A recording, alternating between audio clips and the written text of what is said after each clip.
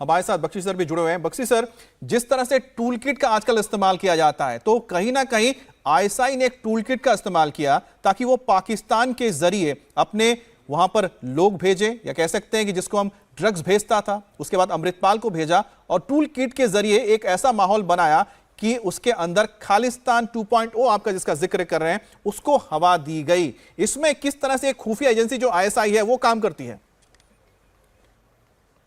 देखिए साहब, मैं आपको बता रहा हूं, ये डिजाइन बड़ा साफ है कि भाई पंजाब में बड़ी जो है बहुत ही लोग चिंतित हैं ड्रग्स के लेके, जिस तरह नाश हो रहा है उनकी एक जनरेशन का। ये पॉलिटिकल असर भी पड़ा, अकालीस को प्राइस देनी पड़ी ये ड्रग्स के स्प्रेड के लिए। अब ये जो है पाकिस्तानी पैराशूटिस्ट आईएसआई का गुर्गा, ये पंजाब में आता है और ड्रग रिहैब का तमाशा शुरू करता है। ड्रग रिहैब में कौन आएंगे? जो ड्रगी हैं, जो उनको नशेड़ी हैं, उनको ये रिक्रूट कर रहा था, उनकी फौज बना रहा था साहब, जो बिल्कुल इसकी सुनेगी, क्योंकि ड्रग भी यही ला रहा था, स्वांग कर रहा था कि मैं तो साहब ड्रग रिहैब करा रहा हूं। डॉक्टर कहां था भाई? ड्रग रिहैब तो डॉक्टर करते हैं, ये ओवरनाइट ट्रांसफॉर्म सेंट कहां से आ गया? मारपीट करता था उनके साथ, उनको रिक्रूट करता था। It is a very simple plan कि भैया मैं आऊंगा क्योंकि पॉलिटिकल ट्रैक्शन मेरे को मिलेगी अगर मैं ड्रग्स के खिलाफ बात करूं। अंकल मेरा सबसे बड़ा ड्रग स्मगलर है, ठीक है।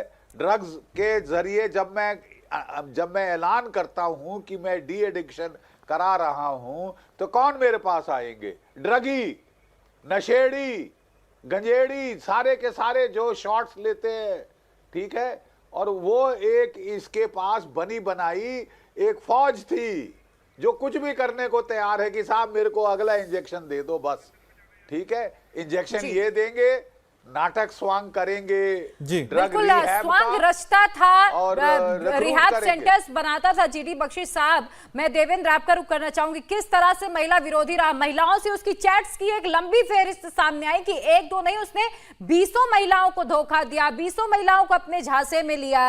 हथियारों को लेकर भी वो किस तरह से चलता था, खुलेआम हथियार लहराना, महिलाओं को अपने झांसे में लेना, ड्रग कनेक्शन सामने आना। देवेंद्र, मैं आपसे समझना चाहूंगी इसका आखिर जो स्ट्रैटेजी थी वो किस तरह से थी, वो किस तरह से इस पूरे मामले को आगे बढ़ा रहा था? तमाम चीजों को साथ साथ लेकर चलना, एक स्वांग रचना, अपनी एक साफ सुथरा छवि पेश करना कि लोग उसके कहने में आसानी से उसके झांसे में आ जाएं। देखिए, इसकी पूरी की पूरी जो लाइफ स्टाइल है दुबई में आप देखें तो ऐशो आराम और एक आवारा किस्म के व्यक्ति की जो लाइफ स्टाइल कही जाती है, उस तरह की उसकी लाइफ स्टाइल थी। दीप सिद्धू के बाद वहाँ के जो पाकिस्तान में बैठे इसके आका हैं, जैसे जसवंत के भाई पाकिस्तान से ऑपरेट करता है, तो उन लोगों को ये समझ में आया, आईएसआई को ये समझ में आया कि उन्हें एक ऐसे यूथ की ज़रूरत है जिसको वहाँ पर भेजा जा सके। उसके बाद सभी हम जानते हैं किस प्रकार से प्लास्टिक सर्जरी तक कराई गई, उसका मेकओवर किया गया और उसमें भिंडरा वाले की तरह ये दिखे ताकि एक परसेप्शन क्रिएट किया जाए कि उसी प्रकार का मूवमेंट करने के लिए ये शख्स आया। और ये नतीजा था कि उसके पहले की जो ज़िंदगी थी,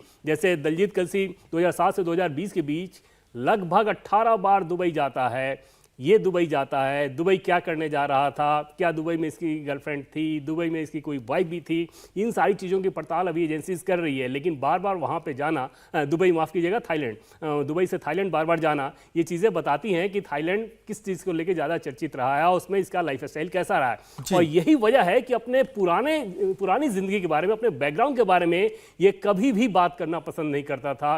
ये सिर्फ सेलेक्टेड चीज़ों को लेकर बात करता था और इसका जो सेलेक्टिज्म था वो इसके प्रोपेगेंडा के हिसाब से था। चाहे आप सिख हिस्ट्री की बात कर लें, पंजाब के हीरोज की बात कर लें, किसी नैरेटिव की बात कर लें, हर चीज में वो। देवेंद्र जी, आपने हिस्ट्री का जिक्र किया इसलिए मैं जोड़ दे रहा हूं, बहुत इंपॉर्टेंट चीज है। पंजाब की हिस्ट्री में आप महाराजा रणजीत सिंह, उसके बाद भगत सिंह, कुछ ऐसे नाम हैं जिसका जिक्र किए बिना आप नहीं आगे बात कर सकते हैं। हिस्ट्री में उनकी जो पहचान है और उनको जिस तरह से देश हीरो मानता है, उनको लेकर उसके पास कुछ नहीं कहने को था, वो मानता ही नहीं था कि वो हीरो।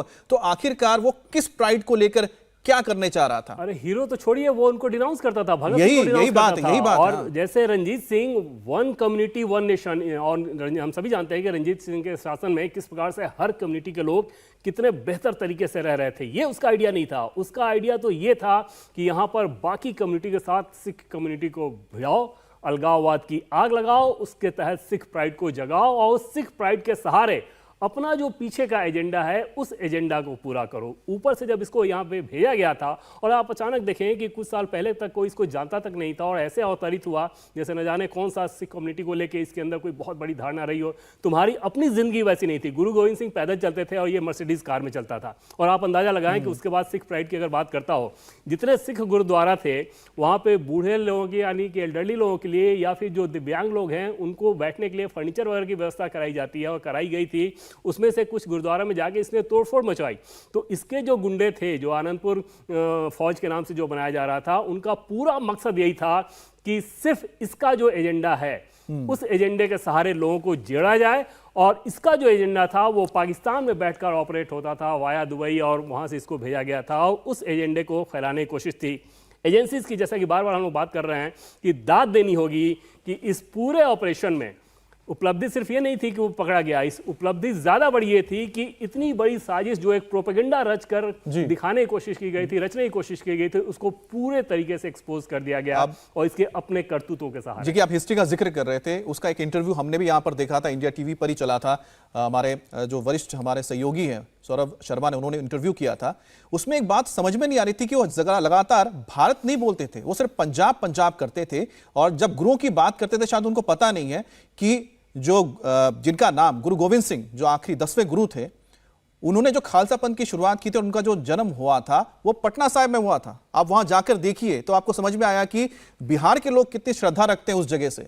और उनको जब इस हिस्ट्री के बारे में नहीं पता, उनको देश का ही नहीं पता है कि आखिरकार जो गुरु हैं, जो सिख गुरु हैं, वो देश के किन किन हिस्सों में गए, किन किन हिस्सों में जाके लोगों का उन्होंने उद्धार किया, और क्यों ये देश हर एक सिख गुरु को श्रद्धा से देखता है, पूजने देखता है। तो ये कहीं ना कहीं आप कह रहे हैं कि आईएसआई के जरिए एक माहौल को खराब करने की कोशिश थी, किस तरह से ये जो सिख धर्म है उसको भारत से अलग दिखाया जाए, हिंदुओं से अलग दिखाया जाए। जी हाँ, बिल्कुल। और आप देखें तो जो इस्लामिक फंडामेंटलिज्म या जो इस्लाम के शासक थे, उनके जो अनुयायी थे, वो किस प्रकार से सिख के गुरुओं तक पे उन्होंने अत्याचार किया था, बावजूद इसके कभी भी इस मसले का वो जिक्र तक नहीं करता था, इसके खिलाफ कभी वो कुछ नहीं बोलता था। अभी जैसे उदाहरण के तौर पे आप देखें तो जम्मू कश्मीर में जो 5 जवान हमारे शहीद हुए उसमें से, और वो पाकिस्तान प्रायोजित आतंकवाद था, पाकिस्तानियों ने बम फरवाया अपने आतंकवादियों के सहारे, और इनमें से 4 पंजाब के थे।